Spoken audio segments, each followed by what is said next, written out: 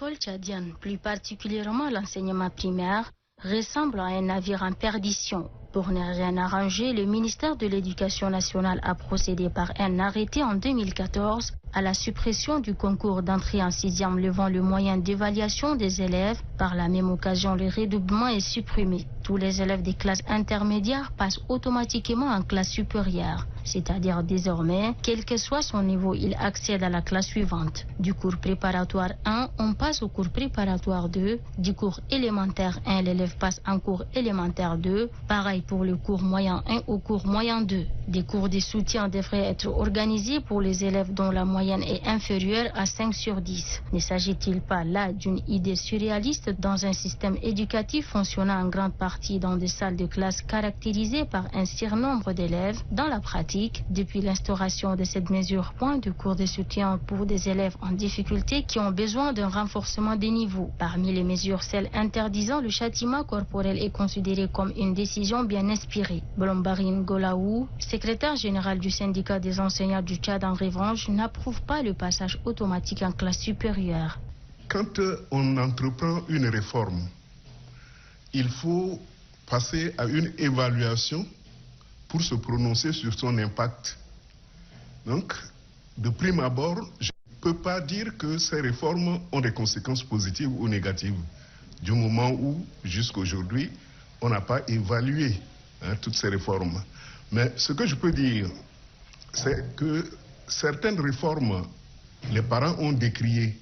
Par exemple, le passage automatique en 6e. Les parents ont décrié parce que il y a des enfants qui ont fait le CM2, qui n'ont pas vraiment des compétences requises, mais qui passent en 6e. Et finalement, ces enfants vont avoir beaucoup de difficultés pour continuer leurs études. Mohamed Seïd Farah, éminent spécialiste de l'éducation nationale et actuel inspecteur général du ministère de l'Éducation nationale et de la promotion civique, préconise un diagnostic exhaustif des réformes entreprises. La mission que nous devons nous donner, c'est de nous arrêter pour évaluer. Qu'est-ce qu'on a fait en 1994 qui a réussi? Qu'est-ce qu'on a fait en 1994 qui n'a pas réussi? On a eu 2 ou 3 forums en 2012, un forum en 2014. Mais on a compilé seulement des idées. Maintenant, il faut les sérier pour dire que ça a été réalisé, ça n'a pas été réalisé, et on avance. Donc, il y a plein de choses qui ont été faites, qui ont été dites. Je ne vais pas en citer une, mais en tout cas, moi, mon objectif, mon souhait, c'est d'arriver à évaluer ce que nous avons proposé.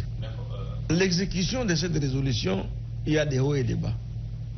Beaucoup de gens pensent qu'il faut revenir au concours. Beaucoup de gens pensent qu'il faut revenir au certificat d'études.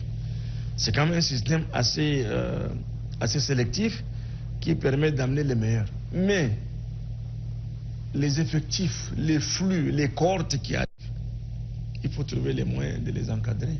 Cette suppression du redoublement avait été décidée afin de remédier à l'abandon scolaire, estimé à 35%. C'était également un moyen de libérer entre guillemets des places puisque le redoublement contribue à gonfler les effectifs alors que l'école souffre du manque d'infrastructures et d'enseignants. Alors, ne serait-il pas préférable de construire des salles de classe et de recruter des enseignants plutôt que de supprimer le redoublement? Recherche-t-on une école qui privilégie la quantité ou la qualité?